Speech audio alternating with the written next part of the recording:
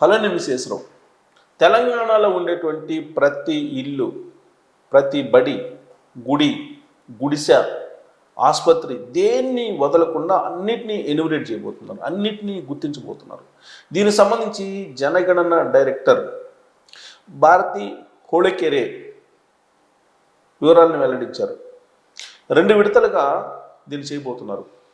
ఇప్పుడు మొదటి విడతగా శనివారం నుంచి తెలంగాణలో భౌగోళికంగా ఉండేటువంటి ఇళ్ళు, బడి, గుడి, గుడిసె, అద్దె భవనాలు, ఆసుపత్రులు వీటన్నిటినీ గుర్తించబోతున్నారు. అలాగే ఒక భవనం లేదా కాంప్లెక్స్లో ఉండే ప్రతి కుటుంబాన్ని కూడా పరిగణలోకి తీసుకోబోతున్నారు. ఉదాహరణకి ఒక అపార్ట్మెంట్ ఉంది. ఈ అపార్ట్మెంట్లో ఒక 20, 30, 40 ఫ్లాట్స్ ఉన్నాయి. ఈ ఫ్లాట్ల్లో ఎవరెవరు ఉన్నారు, ఈ ఫ్లాట్లు ఎవరివి, ఇవన్నీ కూడా లెక్క అయిపోతున్నారు. ఒక అపార్ట్మెంటు చాలామంది హైదరాబాద్లో అపార్ట్మెంట్లు ఒకళ్ళే ఓనరు. దాంట్లో 30-40 కుటుంబాలు ఉంటాయి. ఈ 30-40 కుటుంబాలకి అద్దెకి ఇచ్చి వాళ్ళు బతుకుతూ ఉన్నారు. ఇప్పుడు వాళ్ళు కట్టేదేమో గృహ సంబంధించినటువంటి ఆస్తి పన్ను, కానీ కమర్షియల్ అద్దెకి ఇవ్వడం అనేది వాణిజ్యం కింద వస్తుంది. సో వాణిజ్య పన్ను కట్టాలి, కానీ నివాస పన్ను కడుతున్నారు. సో దానికి దీనికి చాలా తేడా ఉంది. అందుకే ఒక అపార్ట్మెంట్లో ఎన్ని ఫ్లాట్స్ ఉన్నాయి, ఈ ఫ్లాట్స్ని కూడా గుర్తిస్తారు.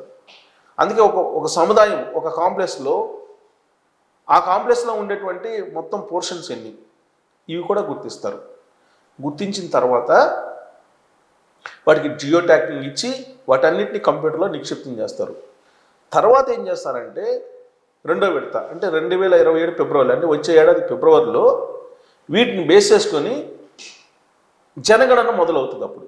అప్పుడు వ్యక్తిగతమైనటువంటి మొత్తం వివరాలని తీసుకుంటారు. రెండో దశ జనగణనలో వ్యక్తిగత సమాచారాన్ని ఎలా తీసుకుంటారు? ఇల్లును ఫస్ట్ ఇల్లుని లెక్క పెడతారు కదా, ఇల్లు కానీ లేదంటే ఆసుపత్రులు కానీ లేదంటే కాంప్లెక్స్లు కానీ వీటన్నిటిని లెక్క పెడతారు కదా. లెక్క పెట్టిన తర్వాత వీటిని విభజిస్తారు. విభజించిన తర్వాత అప్పుడు ఎన్యూమరేటర్లు కేటాయిస్తారు ఒక్కో ప్రాంతానికి, ఆ విభజించిన ప్రాంతానికి. మే 11వ తారీఖు నుంచి జూన్ 9 వరకు ప్రతి ఇంటికి మార్కింగ్ చేస్తారు. మార్కింగ్ చేసి జనగణన చేస్తారు. దాంట్లో ఈ యాప్లో 33 ప్రశ్నలు ఉంటాయి. ఈ 33 ప్రశ్నలని పూర్తి చేయాలి.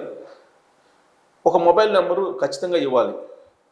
అలాగే భాష, ఏ భాషను మాట్లాడిస్తారు, ఇంటి పెద్దల వివరాలు ఏంటి, వాటన్నిటి తీసుకుంటారు. మొబైల్ నెంబరు, భాష, ఇంటి పెద్దల పేర్లు, ఇవి ఒక్కసారి నమోదైతే మళ్ళీ మార్చడానికి ఉండదు. ఇలా 2 విడతలుగా దీన్ని చేయబోతున్నారు. మొదటి విడత మొత్తం ఇళ్ళెన్ని, కాంప్లెక్స్లు ఎన్ని, అపార్ట్మెంట్లు ఎన్ని, ఫ్లాట్స్ ఎన్ని, ఆసుపత్రులు ఎన్ని, గుడిసెలు ఎన్ని, డూప్లెక్స్లు ఎన్ని, ఇవన్నీ లెక్కేస్తారు. ఇవన్నీ లెక్కేసిన తర్వాత అప్పుడు జనగణన రెండో విడత. కాబట్టి మీరు ఇప్పటివరకు టూలెట్ బోర్డులు పెట్టి నిబంధనలకు విరుద్ధంగా అద్దెల్ని ఇష్టానుసారం వసూలు చేస్తున్నారు. ఇది ఒక హైదరాబాద్లోనే కాదు, దేశవ్యాప్తంగా అలానే ఉంది. అందుకే ఈ మొత్తం దేశవ్యాప్తంగా కేంద్ర ప్రభుత్వం ఈ అద్దె నియంత్రణ చట్టాన్ని పకడ్బందీగా తీసుకురావడానికి ప్రయత్నం చేస్తున్నారు. దీన్ని కట్టడి దేశవ్యాప్తంగా జరుగుతున్న ప్రక్రియ ఇది. ఈ హైదరాబాద్లో ఇవాళ అద్దె మీద బతికేటువంటి వాళ్ళు అనేక మంది ఉన్నారు. బతకటం కాదు, విలాసంగా జీవిస్తున్నారు. కష్టపడకుండా వాళ్ళు ఏదో స్థలమో ఏదో ఉంటుంది, ఇల్లు కట్టేస్తున్నారు. కట్టిన తర్వాత ఇష్టానుసారం విచ్చలవిడిగా అద్దెలు వసూలు చేస్తున్నారు. ఆ అద్దెలలో దిగే వాళ్ళు ఏం చేస్తున్నారో కూడా వాళ్ళకి తెలియదు. వాళ్ళు ఏం చేసినా వాళ్ళకి కావాల్సిన అద్దె. ఇది నేరాలను ప్రోత్సహిస్తున్నారు వాళ్ళు.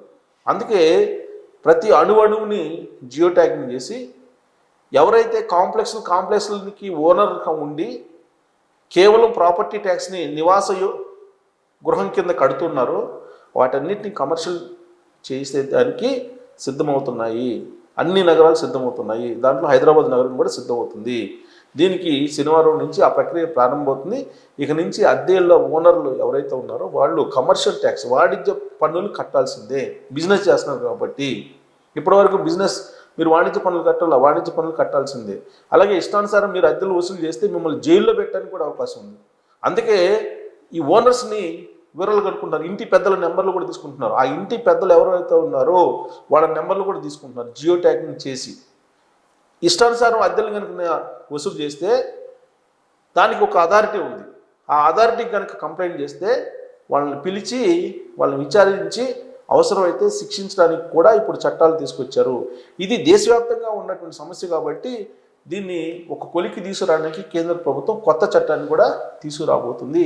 కాబట్టి ఇంటి అద్దె ఆ అద్దె మీద బతికేటువంటి వాళ్ళు ఇక్కడి నుంచి కొంచెం గౌరవంగా అద్దె దిగే వాళ్ళ మీద ఉంటే ఓకే, లేదంటే జైలు పాలవుతారు అనేది కొత్త చట్టం చెప్తుంది.